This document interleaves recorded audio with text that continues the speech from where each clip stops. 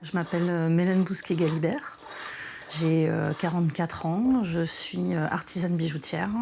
C'est une reconversion puisqu'avant j'étais ingénieure mécanique. Après une douzaine d'années dans l'automobile et le BTP, l'envie d'entreprendre et de créer de ses propres mains est trop forte. Mélène se forme via le Greta à Paris avant de suivre des cours en ligne. Ma mère avait une boutique quand j'étais jeune, elle faisait des sacs en cuir et des produits en cuir.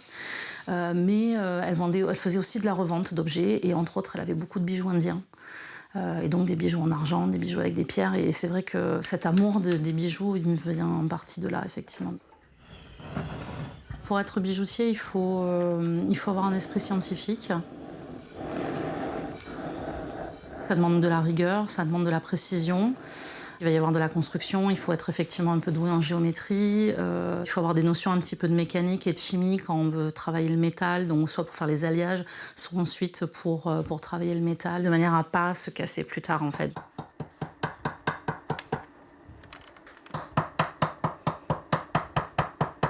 Là, je fais la mise en forme de mon anneau. Étant donné que je viens de le chauffer, c'est très tendre et là je peux le travailler.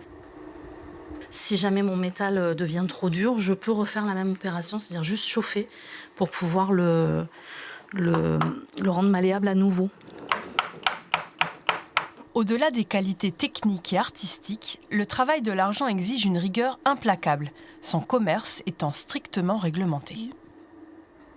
Je dois noter tout le métal que je sors de mon stock. Ensuite, je vais noter le poids du bijou final et toutes les chutes que je vais avoir séparément pour pouvoir effectivement avoir une traçabilité sur la quantité de métal que j'utilise et où va le métal du moment où je l'achète à mon fournisseur jusqu'au moment où je le vends à un client en fait. Avec l'industrialisation et la mondialisation, beaucoup d'entreprises fractionnent le travail du bijou. De moins en moins de bijoutiers façonnent leurs pièces intégralement, comme le fait Mélène. Pour se faire connaître et vendre ses créations, elle a déjà démarché 4 boutiques normandes. Ça va? Vous m'apportez du stock? Oui. Super.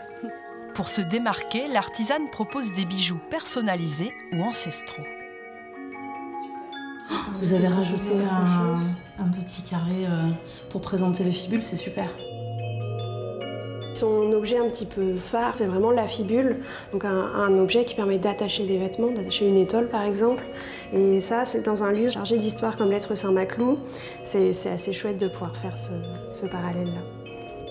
Mélène expose également ses fibules et autres créations sur des salons d'artisans et festivals médiévaux dans toute la France. Prochain rendez-vous normand le premier week-end de novembre au Salon des métiers d'art de Louviers.